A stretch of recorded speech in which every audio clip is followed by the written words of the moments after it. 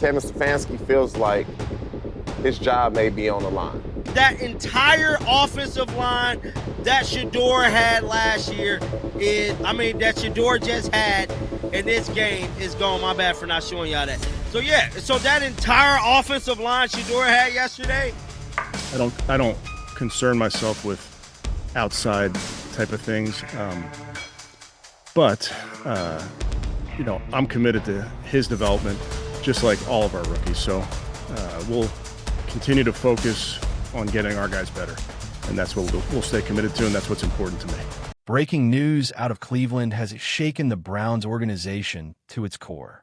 The offensive line that took the field alongside Shedeur Sanders in the team's last preseason game is no more, gone, dismantled, released in a move that has left fans stunned and analysts searching for answers. For many in Cleveland, this is not just about roster adjustments. This is about accountability, about whether head coach Kevin Stefanski is beginning to feel the walls close in. For weeks, the narrative around Sanders' struggles in preseason has been clear. Protection broke down, schemes collapsed, and a young quarterback was left to absorb the punishment. Fans pointed fingers directly at the coaching staff, insisting the poor offensive line play was the root of the controversy. And now, under growing public fire, the Browns have cut ties with those very linemen, a move some see as desperation rather than strategy. But the bigger question lingers. What does this mean for Kevin Stefanski? On paper, he's the architect, the man whose decisions shaped this offense, whose judgment dictated personnel choices, whose leadership put Sanders behind a failing wall of blockers. And now, as the fallout spreads, Stefanski is watching his own credibility crumble. Reports are surfacing that the pressure is starting to crack him. Nervousness in his tone, hesitation in his words, and the unmistakable signs of a coach who knows his seat has turned from warm to white-hot. Insiders like Houshmandzadeh are even going on record, warning that the mishandling of Shedeur Sanders could be the fatal mistake that cost Stefanski his job. For now, there's been no official move from the front office, no press release declaring change at the top. But the tension is suffocating. The fans are restless. Ownership is watching closely. And the sense inside Berea is unmistakable. The storm clouds are gathering over Kevin Stefanski. The only question left is how much longer he can survive before the sky finally breaks. Kevin Stefanski feels like his job may be on the line. Kevin Stefanski is starting to show cracks. What once came across as the calm, calculated confidence of a head coach in control now feels fragile, unsteady, and uncertain. In his most recent explanation, the mask slipped. His voice carried a tremor, the kind that betrays not just stress, but the awareness that the ground beneath him is shifting. For a man tasked with holding an entire franchise together, it was a revealing moment, one that suggested the pressure inside Berea is no longer just external. It's eating away from within. Stefanski tried to defend his decision. He insisted that Snoop Huntley was given those final 2 minutes to get tuned, to get a feel for the offense. But the truth is obvious to anyone paying attention. Huntley wasn't some carefully prepared backup waiting in the wings. He was an emergency signing, a patchwork solution brought in out of necessity because injuries had gutted the roster. A player unlikely to even survive roster cuts, thrust into a moment that should have belonged to Shedeur Sanders. And that's where the cracks widened.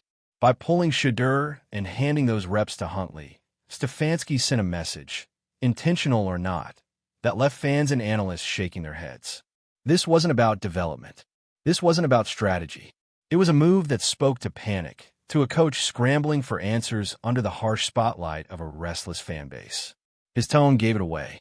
Shaky, uncertain, almost defensive. The kind of voice that doesn't inspire belief, but instead confirms what many already suspected. Kevin Stefanski is rattled. And when the head coach is rattled, the entire organization begins to teeter. For Cleveland, this is no longer just about play calling or game management. It's about leadership, about whether the man at the helm can weather the storm or if the storm is already swallowing him whole. The situation, once controllable, is spiraling. And the Browns now find themselves at a crossroads with a head coach running out of road. And did you, I'm sure you kind of answered this last night, but why didn't you keep him in for the 2 minute, or why did you decide to take him out? Yeah, nothing more than decided to give Snoop some work at the end of the game. When a former player speaks, especially one who's worn the same colors, people listen. And this week, TJ Houshmandzadeh did not mince words. The ex-Browns receiver delivered a scathing critique of Kevin Stefanski's handling of Shedeur Sanders, and his comments have only fueled the firestorm surrounding Cleveland. According to TJ, in all his years around the NFL, he's never witnessed a head coach so visibly detached from a young quarterback's success. He suggested something deeper may be at play, an unspoken bias, perhaps even a personal issue, and warned that if this perception is true, Stefanski is standing on borrowed time. Because in a city like Cleveland, with a fan base as passionate and unforgiving as any in football, the combination of favoritism and failure is a recipe for disaster. The evidence, TJ argued, has been mounting for weeks. Even back in Sanders' preseason debut, when the rookie delivered a near-flawless performance, sharp throws, poise in the pocket, leadership beyond his years, Stefanski offered no recognition, no praise, no acknowledgement. Instead, silence. And now, after Sanders has been thrown behind a broken offensive line, Stefanski appears to be shifting the blame squarely onto the rookie himself, pushing a narrative that paints Shedeur as the problem rather than the victim of poor coaching decisions. TJ went further, suggesting that this feels orchestrated, that Sanders may have been set up to fail from the very beginning. It's a chilling accusation, one that cuts to the heart of the controversy and raises questions about Stefanski's motives, his leadership, and his future. The coach's body language, TJ noted, tells the story no press conference can hide. Shoulders heavy, eyes darting, the expression of a man who knows the clock is ticking on his tenure. Fans see it. Insiders see it. And now, with a respected former player calling it out for all to hear, the pressure is undeniable. In Cleveland, accountability is no longer just a talking point. It's a demand. And if Stefanski can't answer it, the franchise may have no choice but to find someone who will. It's like he don't want Shedeur to do well. Like when he played well the first game, he was so off-putting. Like, oh yeah, well, we'll see what happens next. Like he should. Oh, he played great, man. He exceeded our expectations. He didn't say none of that. And so to me, it's as if they want him to fail so they can justify doing what they want to do. TJ's analysis struck a chord because it echoed what so many fans had already seen with their own eyes. From the very beginning, Kevin Stefanski's bias was impossible to ignore. In Shedeur Sanders' very first preseason game, the rookie put on a show, calm under pressure, sharp with his reads, decisive with his throws. It was the kind of performance that should have had a head coach beaming, the kind of debut that usually earns at least a nod of public praise. And yet, Stefanski chose a different path. Rather than highlight Sanders' remarkable showing, he brushed it aside. His comments after the game were vague, almost dismissive, a generic line about developing all of the quarterbacks. It was the kind of statement that carefully avoided giving Sanders credit, the kind that left fans wondering if the coach was more concerned with protecting his own narrative than recognizing the truth on the field. To many, it became abundantly clear Stefanski wasn't invested in Sanders' success, and his silence spoke volumes. But now the tide has shifted. The tables have turned, and it is Stefanski, not Sanders, who finds himself cornered. The coach who seemed determined to push Shedeur out of Cleveland, who criticized him without merit and withheld praise when it was deserved, is suddenly reversing course. His tone in recent days has been different, softer, almost conciliatory. He's now talking about focusing on Sanders' development, a dramatic pivot from the narrative he once pushed. This isn't confidence. This is survival. It's the backpedaling of a coach who knows the fans are watching, who knows ownership is listening, and who knows his own job is now hanging in the balance. Stefanski's sudden change of heart isn't about belief in Sanders. It's about fear. Fear of losing the locker room, fear of losing the city, and ultimately, fear of losing the very position he's desperately trying to protect. The damage, however, may already be done. And the Browns faithful won't forget how this all began. I don't concern myself with outside type of things. But I'm committed to his development, just like all of our rookies. So we'll continue to focus on getting our guys better. And that's what we'll stay committed to, and that's what's important to me. The doubts surrounding Kevin Stefanski are no longer confined to the fans in the dog pound. The criticism has now spilled into the broader football world, with journalists and analysts openly questioning not only his leadership, but his motives. And when that chorus begins to grow, the noise becomes impossible for a head coach to ignore. Recently, Osai Umenyiora, a respected voice in the NFL landscape, stepped forward with a sharp indictment of Stefanski's handling of Shedeur Sanders. He didn't sugarcoat it.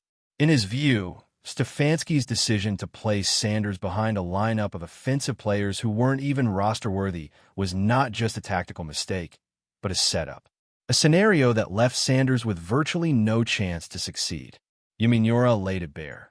The conditions were so poor, the support so non-existent, that even a legend like Tom Brady would have struggled under the same circumstances. When a two-time Super Bowl champion makes a statement that's strong, it resonates. It carries weight, and it puts Stefanski's judgment under a national microscope. Because this isn't just about one preseason game. This is about the perception that Sanders, the young quarterback who should represent hope for Cleveland's future, was intentionally placed in a situation designed to highlight his flaws rather than his strengths. It's the kind of move that fuels suspicion, that deepens the narrative of bias, and that makes it nearly impossible for Stefanski to defend himself. Now, with both fans and analysts aligning in their critique, the pressure isn't just mounting, it's exploding. And the once-controlled storyline of Cleveland's quarterback room has unraveled into a national controversy that leaves Kevin Stefanski with fewer and fewer places to hide. The COVID year, so it gave everybody an extra year if you wanted it. Understandable. But listen, it's what the chat say? The chat. Well, who the chat believe he took a shot or no? Let me look in the chat. I ain't even open my phone. Hold on. Chad Johnson, Akasinko, issued a warning that cuts to the heart of this controversy. He cautioned that before long, the narrative would be twisted, reshaped by critics who, in his words, were funded or influenced by the Browns themselves. The playbook, he argued, would be simple. Paint Shedeur Sanders not as a victim of circumstance, but as a failure. Dismiss him as a fifth-string quarterback, a prospect who never had it, someone unworthy of the hype. But in doing so, Akasinko insisted the real issue would be deliberately ignored. The fact that Kevin Stefanski put Shedeur in a position destined for failure would be buried under the noise. According to Akasinko, this wasn't coincidence. It was strategy. A calculated attempt to drag Sanders down, to make him carry the weight of failure that was never his to bear. And while his warning struck a nerve, even he may have underestimated the scale of the backlash now consuming Cleveland. Because the fans aren't buying it. Neither are the analysts. Across the city, across the league, the conversation has shifted from Shedeur's performance to Stefanski's accountability. The accusations of bias, of discrimination, of a coach unwilling to see a young quarterback succeed, are now echoing louder than any attempt to smear Sanders' name. And the calls for Stefanski's dismissal are no longer whispers. They're demands. The Browns, sensing the unrest, are scrambling to respond, releasing offensive linemen, reshuffling pieces, making moves that, at least on the surface, signal that Sanders never had a fair shot. But those gestures are seen for what they are, a reaction to public outrage, an attempt to appease a fan base that has already made up its mind. Inside Berea, Stefanski himself seems to know it. His sudden pivot, the claim that he'll now focus on developing Shedeur, reeks of damage control. It's not conviction, it's survival. The tone has shifted from indifference to desperation. And in a league as unforgiving as the NFL, that's a dangerous position for any head coach to be in. So the question looms large. Will these changes convince anyone that Shedeur wasn't the problem all along? Or will they be remembered as a desperate attempt to rewrite a story that was mishandled from the very beginning? One thing is clear. The pressure in Cleveland has never been higher. The Browns' next steps won't just decide Shedeur Sanders' future. They may decide whether Kevin Stefanski has won it all.